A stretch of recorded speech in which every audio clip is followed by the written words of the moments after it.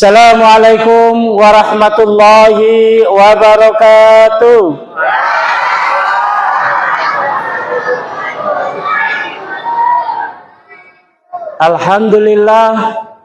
Alhamdulillahi rabbil alamin. Nahmaduhu wa nasta'inuhu wa nastaghfiruhu wa na'udzu billahi min syururi anfusina wa sayyiati a'malina. Man yahdil fala mudhillalah wa man yudlil fala hadiyalah. Asyhadu an la ilaha illallah wahdahu la syarikalah wa asyhadu anna Muhammadan abduhu wa rasuluhu la nabi ba'da. Allahumma shalli ala sayyidina Muhammad wa ala alihi sayyidina Muhammad amma ba'd. Alhamdulillah, nikmatillah wa syukrulillah. Marilah bapak-bapak, ibu-ibu dan saudara sekalian, jamaah sholat isya dan insyaallah nanti kita lanjutkan dengan jamaah sholat tarawih yang dirahmati dan diridhoi Allah Azza wa Jalla. Tidak bosannya kita setiap hari, setiap saat untuk senantiasa mensyukuri nikmat-nikmat yang diberikan Allah kepada kita. Semakin kita mensyukuri nikmat Allah, maka Allah pun semakin akan menambah kenikmatan-kenikmatan itu terus-menerus. Dan barang siapa yang tidak mensyukuri nikmat Allah atau kufur nikmat, maka Allah Subhanahu wa ta'ala akan mengazab kita semua. La in syakartum la azidanakum wa la in kafartum inna adzabi lasadid. Kata-kata inna di situ menunjukkan bahwa Allah akan mengazab. Sesungguhnya Allah akan mengazab orang-orang yang tidak mensyukuri nikmat Allah. Maka dari sini Pak, kalau kita ingin ditambahi kenikmatan itu oleh Allah, ayo kita syukuri saja dengan mengucapkan alhamdulillahirabbil alamin. Salawat dan salam kita berikan pada junjungan kita Nabi besar Muhammad sallallahu alaihi wasallam. Allahumma sholli alaihi.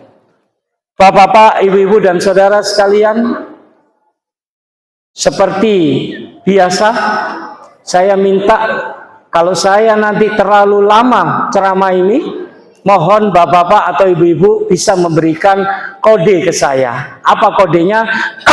Langsung selesai. Jangan dulu Pak, belum ini. Belum apa-apa ini. Ya. Ya, jadi nanti beri kode Pak, saya akan selesai. Aduh, batuk semua ini. Kalau itu batuk beneran. Ya, oke.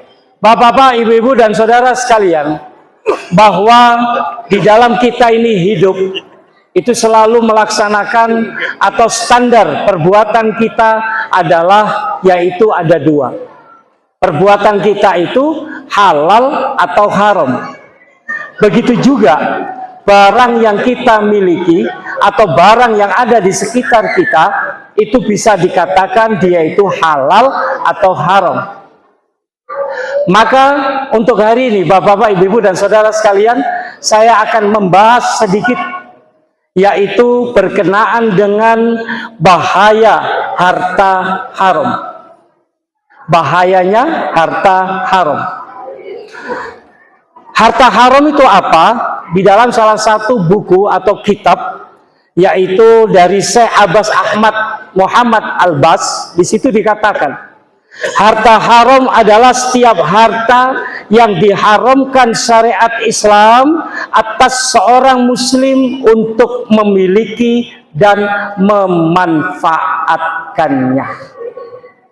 Jadi harta haram itu adalah yang dimana kita sebagai umat Islam itu dilarang untuk memiliki dan memanfaatkan. Contoh termasuk harta haram, bapak-bapak, ibu-ibu dan saudara sekalian, bahwa yaitu binatang. Binatang apa itu? Biasanya kita kenal dengan binatang bab 1 atau babi. Ya. Bapak-bapak, ibu-ibu dan saudara sekalian, babi itu sudah jelas itu adalah harta haram. Dan konsekuensinya, bapak-bapak, ibu-ibu dan saudara sekalian, kita sebagai umat Islam itu tidak boleh memiliki. Yang kedua, tidak boleh disembelih. Kita yang muslim Pak ya. Yang ketiga, tidak boleh diternakkan. Jadi kalau ada di sini kaum muslim, dia punya peternakan babi, itu haram, Pak. Nggak boleh. Yang keempat, tidak boleh diperjualbelikan. Jadi konsekuensi dari barang-barang yang haram, terutama adalah seperti babi, berarti kita ini miliki tidak boleh, menyembelih tidak boleh, terus diternakan tidak boleh, dan yang keempat tidak boleh diperjualbelikan. Untuk tambah-tambah keuangan, saya punya 5 babi, saya jual, bagaimana? Tetap nggak boleh. Jangankan 5, 1 saja nggak boleh. Jangankan 1, setengah saja nggak boleh. Nih, Bapak-bapak, Ibu dan saudara sekalian, jadi seluruh pemanfaatan harta haram itu hukumnya haram. Nah, orang yang membeli sesuatu dengan uang haram, Bapak-bapak, Ibu dan saudara sekalian, maka sesuatu itu menjadi barang haram bagi orang tersebut. Ya, jadi orang tersebut ini kalau andaikan dia pegang barang haram, Pak, maka dia pada waktu dia belikan, maka ini nggak boleh. Barangnya ini, karena dalam arti adalah barangnya ini akan menjadi haram bagi dirinya. Ya, oke. Ada 2 macam, Bapak-bapak, Ibu-ibu dan saudara sekalian, yaitu harta haram. Yang pertama, yang kita sebut dengan harta haram secara zatnya. Dan yang kedua adalah harta haram karena cara memperolehnya. Ya, ini siapa tahu, Pak, nanti ada dalam diri kita, cepat memang taubat. Ya, oke. Contoh harta haram karena zatnya. Ya, karena zatnya apa saja? Pertama adalah minuman keras atau khamr. Berapapun persen alkoholnya, tetap itu adalah khamr. Jadi di sini Bapak-bapak, Ibu dan saudara sekalian, jangan sampai kita ini cuma 1 gelas, Ci. Nggak bisa, Pak. Cuma apa minuman yang tradisional. Apa itu? Balok. Tetap nggak boleh. Ya, karena dari segi zatnya. Yang kedua, selain dari khamr, bangkai. Kecuali yang ada di laut atau di air, Pak, ya, ikan itu boleh. Tapi kalau yang di mana yang ada di darat, itu semua kalau dia mati, dalam arti adalah dia mati duluan, Pak, ya, maksudnya nggak diapa-apakan, yang berupa bangkai itu nggak boleh kita manfaatkan. Contohnya ada sapi ketabrak, jebret, ya, mati, terus kita ambil, kita jual murah, ini berdosa, nggak boleh. Kecuali kalau dia masih Pak, kalau kita orang sakaratul maut lah, ya, langsung sembelih saja, itu masih baru boleh. Nah, tapi kalau sudah bangkai itu nggak boleh. Bapak-bapak, Ibu dan saudara sekalian, yang kedua adalah yaitu harta haram, yaitu cara memperolehnya. Nah, ini banyak ini, Pak, banyak sekali, ya. Tapi cuma ini kadang-kadang kita ini tidak merasa. Yang pertama, Bapak-bapak, Ibu dan saudara sekalian, adalah yaitu uang riba atau riba. Itu jelas. Contohnya, Pak, ya, contoh. Ada orang kerjanya adalah sebagai rentenir, atau sekarang lebih kerennya, Pak, karena kita semua digital, makanya ada namanya adalah pinjol, pinjaman online, yang dimana gara-gara pinjaman online, kasus tahun 2024 yang ada di Jawa Timur, yaitu kalau nggak salah daerah Mojokerto atau Jombang, suami istri, akhirnya istrinya membakar suaminya. Padahal posisi suami istri ini, Pak, kerjanya adalah polisi. Kenapa kok sampai suaminya dibakar, Bapak-bapak, Ibu dan saudara sekalian? Gara-gara gaji 13 suaminya itu tidak diberikan ke istrinya. Untuk apa? yaitu untuk judi online, Pak. Ini, Pak. Ya, ini barang-barang haram, dan terutama di sini, mohon maaf bagi anak-anak, Pak, atau bapak-bapak sendiri, ya, kalau sering kita main HP, ada di situ, Pak, yang disebut dengan judi online. Apa itu? Skater. Hati-hati itu, Pak, ya. Jangan kita main skater, Pak. Itu nggak boleh. Karena apa? Karena dia masuk dalam kategori judi online. Nah, sekarang kalau pinjaman online, banyak. Sampai-sampai pernah suatu ketika teman saya mengajar, itu hampir saja dia bunuh diri. Gara-gara apa? Gara-gara dia dikejar-kejar yang disebut dengan pinjaman online. Bayangkan, Pak, hutang 1,5 juta, suruh kembalikan 2 juta. 1,5 juta pun tidak semua kita dapat, tapi cuma 1 juta atau 1.300.000. Itu yang disebut dengan riba. Nah, uang riba secara zat, Pak, ya, uang yang riba itu secara zat tidak najis. Tidak najis, ya. Kita masukkan di saku saja, terus kita pakai sholat juga nggak masalah. Dari segi zatnya, ya. Harta riba itu bermasalah karena apa? Karena cara memperolehnya. Jadi kalau cara memperolehnya itu dengan riba, Pak, itu berarti haram. Apalagi sekarang saya tambah dengan orang-orang yang suka yang disebut dengan korupsi. Nah, ini hati-hati itu, Pak, ya. Korupsi itu, Pak, kalau menurut saya zaman-zaman dulu itu orang kan selalu cuma ratusan juta.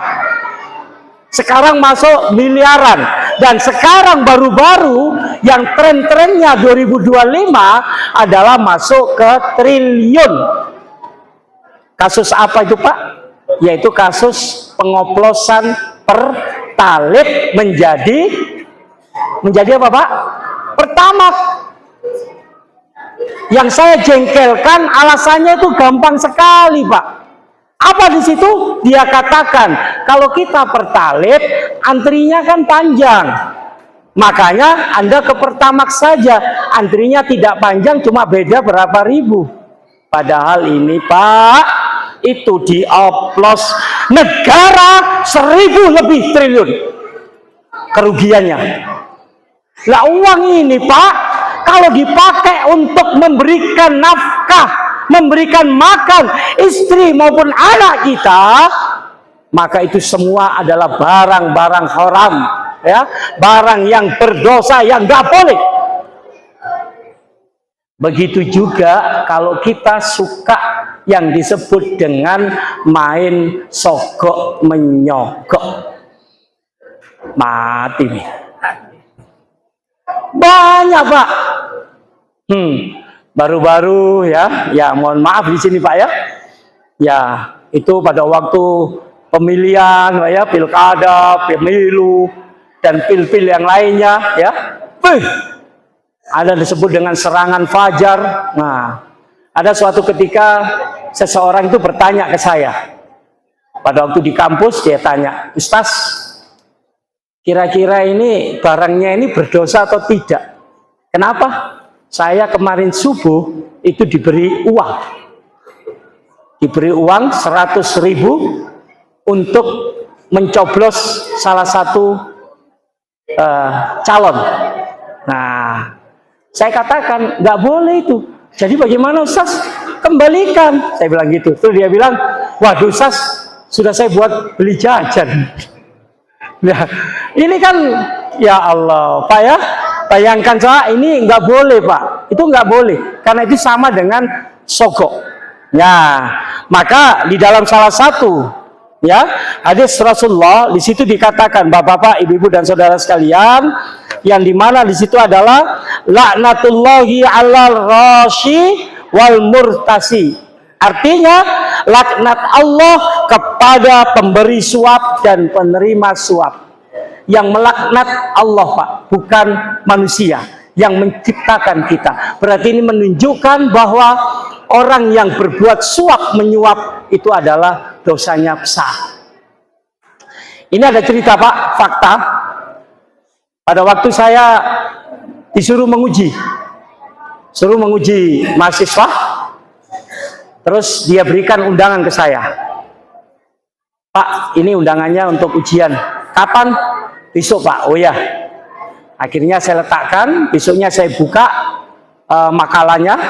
Terus di situ ada amplop, yaitu amplop undangan, yaitu saya sebagai penguji, Pak. Pada waktu saya buka itu sebagai penguji, ada lagi amplop kecil, kertas merah. Tapi saya nggak buka. Saya bilang, ih, apa ini? Ya kan? Waduh. Akhirnya mahasiswa pada itu sudah selesai ujian, saya panggil di ruangan saya tanya, ini uang apa? Anu Pak, saya disuruh orang tua saya untuk memberi rasa terima kasih. Saya beritahu, meskipun dia adalah non muslim Pak ya, saya beritahu, nggak boleh nak kau itu menyogok-nyogok begini. Saya nggak menyogok Pak, cuma rasa terima kasih. Bagaimana caranya dia rasa terima kasih sebelum, padahal dia belum ujian. Ya, akhirnya saya katakan, nggak usah, sudah, nggak usah begitu. Saya nggak ada pengaruh. Kalau nanti lulus atau tidak, yang jelas kamu harus ujian. Nah, ini meskipun sedikit Pak ya, dia kan sedikit, tapi kan ini menunjukkan bahwa dia ini jelas-jelas telah menyogok. Ini Pak, ini adalah contoh-contoh yang disebut dengan harta haram. Ya, maka untuk itu, ayo Bapak-bapak, Ibu-ibu dan saudara sekalian, kita berhijrah. Hal-hal yang haram, sekarang kita bentuk dia untuk menjadi yang halal. Di dalam hal, apa sih definisi dari hijrah? Meninggalkan segala sesuatu yang dilarang oleh Allah Subhanahu wa Ta'ala. Dalam hadis Rasulullah, wal muhajiru man hajara manahallahu anhu. Artinya orang yang berhijrah adalah orang yang meninggalkan larangan-larangan Allah. Lah, sekarang Pak, bagaimana kita sebagai muslim yang harus berprinsip? Prinsip kita yang harus kita yakini, yang pertama adalah ketaatan kita kepada Allah Subhanahu wa Ta'ala, dan insya Allah kalau kita taat pada Allah, maka kemaslahatan atau kebaikan itu akan kita dapat. Di dalam salah satu kitab, Bapak-bapak, Ibu dan saudara sekalian, yaitu dalam kitab Taisirul Kholaq, di situ dijelaskan Pak, orang-orang yang selalu menjalankan perintah Allah, maka dia akan senang, dia akan menang dari dua hal. Pertama, hidup di dunia, dan yang kedua, dia akan hidup di akhirat, itu akan mendapatkan kemenangan. Maka dari sini, ayo Bapak-bapak, kita istiqomah, taat pada Allah, bertakwa yang sebenar-benarnya takwa, menjalankan perintah Allah dan menjauhi larangan-larangan Allah. Yang kedua, bahwa setiap dosa termasuk memiliki dan memanfaatkan harta haram akan mengakibatkan keburukan atau dosa. Ya, jadi dalam hal, yaitu dalam firman Allah Azza wa Jalla, kalau di sini saya artikan, Bapak-bapak, Ibu dan saudara sekalian, barang siapa yang mengikut petunjukku, ia tidak akan sesat dan tidak akan celaka. Dan barang siapa berpaling dari peringatanku, maka sesungguhnya baginya penghidupan yang sempit, dan kami akan menghimpunnya pada hari kiamat kelak, yaitu a'ma. Apa itu? Yaitu buta. Maka dari sini Pak, ayo kita jangan melenceng, kita istiqomah saja bertakwa dengan menjalankan perintah Allah dan menjauhi larangannya, dan saya percaya kita semua pasti bisa. Kenapa saya katakan bisa? Karena Allah menciptakan kita, menciptakan aturan, itu tidak akan mungkin memberatkan manusia. Pasti itu bisa kita lakukan semua. Nah, maka dari sini Bapak-bapak, Ibu dan saudara sekalian, ada satu hal, ya, satu hal, saya sebutkan satu, yaitu akibat kalau kita ini selalu memakai yang disebut dengan harta-harta yang haram. Apa itu? Yaitu doa kita tidak akan dikabulkan oleh Allah Subhanahu wa taala. Apapun Pak, ayo kita hilangkan, kita hindari hal-hal yang dimana dia tidak sesuai dengan perintah-perintah Allah. Dengan kita menghindari, insya Allah doa kita akan diterima oleh Allah. Ya, oke. Jadi itu Bapak-bapak, Ibu dan saudara sekalian. Dan yang kedua, yang terakhir, karena tidak ada yang batuk, ya. Maka kalau harta haram itu Pak kita sedekahkan, maka itu tidak ada fungsinya, tidak ada nilainya. Ya, maka dari sini Pak, ayo kita hindari hal-hal yang haram tersebut. Biar apa? Biar kita ini bahagia fid dunya wal akhirah. Demikian yang bisa saya sampaikan. Mohon maaf, akhiri kalam. Wassalamualaikum warahmatullahi wabarakatuh.